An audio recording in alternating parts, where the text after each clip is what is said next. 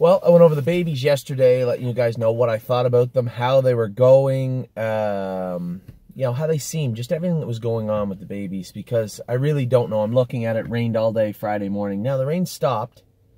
I'm going to go down to the barn in a minute and see how the track looks. It's going to freeze overnight, but the problem is that water is going to be in the track. If the sun comes out tomorrow and it creeps up around 0, immediately swamp. So it would be great to say, hey, yeah, we'll do the drone tomorrow. Maybe we'll do some sets tomorrow. I'm not sure. We'll take a look at that tonight. I'll talk to the trainers. I'll talk to, you know, well, they're my horses, but Mario, Ricky, you know, all the riders up top. Well, really just Mario and Ricky up top, and we'll see. We'll see if we can get them done. Now, the reason for this video is we had a lot of horses qualifying and schooling yesterday at Mohawk. That's itchy. At Mohawk. So I figured I'd give you an update, how they went, what I saw, the ones I sat behind, the ones I didn't sit behind. I spoke to the drivers. I spoke to Kevin, Jason, Harry after. Got a real feel for what people felt the horses were like. So I'm going to convey that to you and let you know how all of the 1, 2, 3, 4, 5, 6, 7, 8, 9, 10, 11, 12, 13 horses, 12, 13 horses qualified yesterday. We'll start with Kevin's barn. We'll just go through by barns. Kevin's barn had Art Seeker. Art Seeker, I went out of there with him. Put him on the front. He just got beat at the wire at Mohawk in the qualifier in 158. And the track was not great. So it was a great mile for him. 158 after being off such a long period of time. The track was a little sticky. Good mile for Art Seeker. Problem with Art Seeker is he's done this before. He's looked great. He's looked great qualifying. Oh, there's my hat. He's looked great qualifying and training, and then go out and throw in clunkers. So I should be a lot more optimistic than I am about how Art Seeker looked yesterday. But nevertheless, he did qualify well. Horse that did qualify great, is a nice horse, and we're waiting for this guy. And he's got to pass for a long time. My boy, Road Tripper.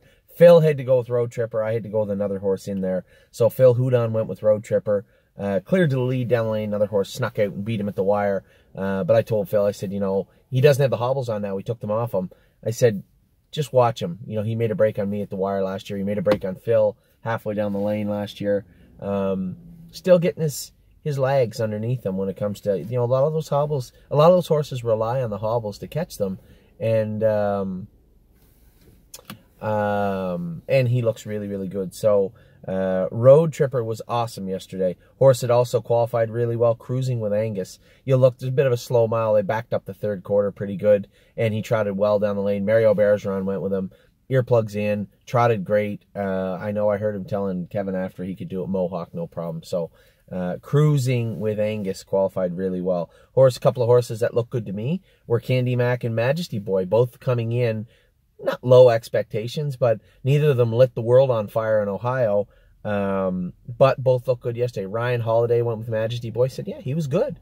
You know, he seemed good to me. Candy Mac was good, did his work. Still got a lot of muscle and mass to put on Candy Mac. Majesty Boy filled out really good. Candy Mac still got a lot of growing to do. 2-3 qualifier yesterday, and as I said, a bit of a crappy track. I thought he went really well. Dancing on My Own went fantastic. Now, I had a couple people message me, how'd they get so far back in the last turn? So what happened was I left a bit with Dancing on My Own, dropped in the 3-hole. I let Holden steady in front of me. And then a couple of horses that were up front. There was a breakaway in the front end for one. The horse in the 2-hole really walked around the last turn like he was just done. And there was a horse outside of Mario and the horse that's walking. There's another horse. I kind of shoved my way out in the last turn, and then I let Mario out, and we paced hard right to the wire. Dancing on My Own, 158 last quarter in 28 seconds, 28 and a bit. Holding steady won a mile 58 and 1, maybe, I guess. I'm 27 apiece, 28 in the end of it. Looked great. A horse that shocked the hell out of me. I'll bounce around a bit. Ready for the beach. There was no drivers around to go. Jason qualified the horse for Harry. Jason trained him in Ohio, but Harry has the horse right now. And 58 and a bit, 27 and a bit on the end of it. Ready for the beach. Look good. Look really, in fact, so good. I got up this morning. I get a message from Harry. Who do you want to list, you or James, on Ready for the Beach? I said, where? Well, Mohawk. Jason said he was good. He looked really good. I want to race him in the maiden at Mohawk. Okay, I guess so. That's fine with me. I was thinking condition claimer at London, but if you're thinking maiden at Mohawk, okay, great. Maybe he was better than even I thought he was. Jason said he was really, really good afterwards, but he finished behind me. I couldn't really see how fast he was pacing down lane or how he looked until I saw the video. Yeah, he looked great. We'll list all the qualifiers for you guys, too. I'll put them all on there. So, dancing on my own, holding steady, and ready for the beach in that particular qualifier looked great. I kind of screwed up the order now. I gave you Harry's ready for the beach. That was the only one Harry went with. So, ready for the beach qualified great. Art Seeker qualified good. He's got a lot to prove still. Road Tripper was awesome. Cruising with Angus was awesome. Dancing on my own, holding steady were both awesome. Ready for the beach was good for Harry in that qualifier. Candy Mac and Majesty Boy look good. They're going to the B tracks, but they look good. And I'll throw it out there now. We had a horse schooling. Better Call Mike looked really, really good. I'll be honest. I don't know how Ryan Holiday went with him. I had Curious Winner in that schooler, so I don't know how fast Better Call Mike went, but he went good. I know Ryan was happy with him. I didn't ask him how much. I'm going to guess around 2-1, 2 minutes. So he's ready to qualify next week.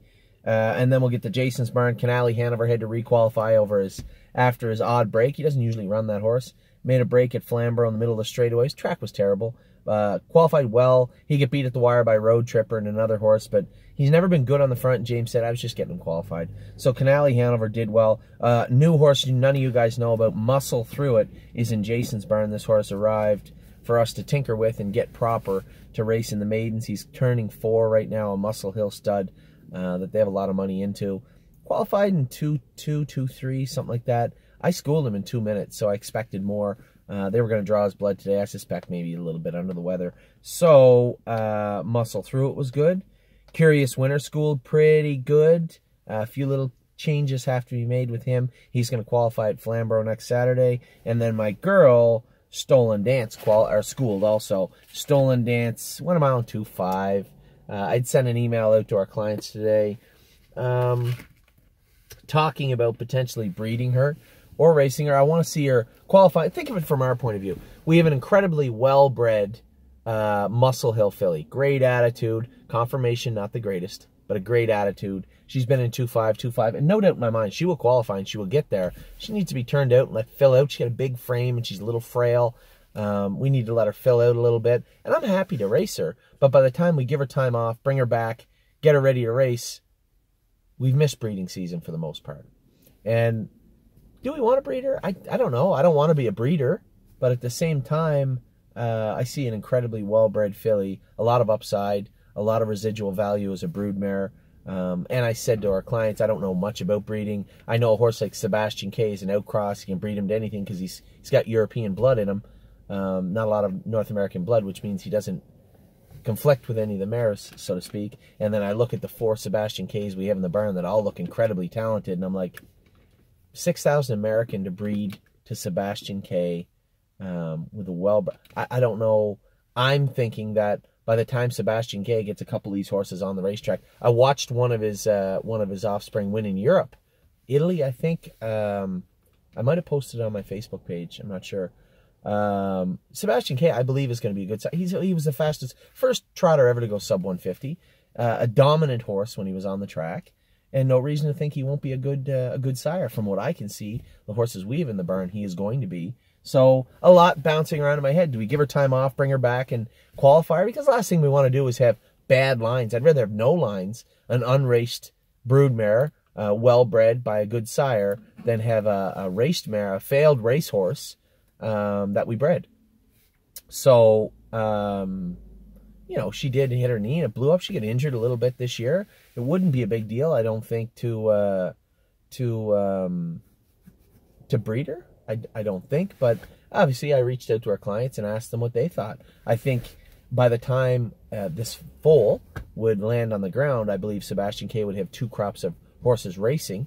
I believe he's going to have a good showing. So we would be ahead of the curve in the sense that we have a Muscle Hill mare, well-bred Muscle Hill young mare, bred to a top stallion, hopefully at that time. Who knows? You know, sky's the limit as far as breeding or selling or racing. You know, what would happen from there on.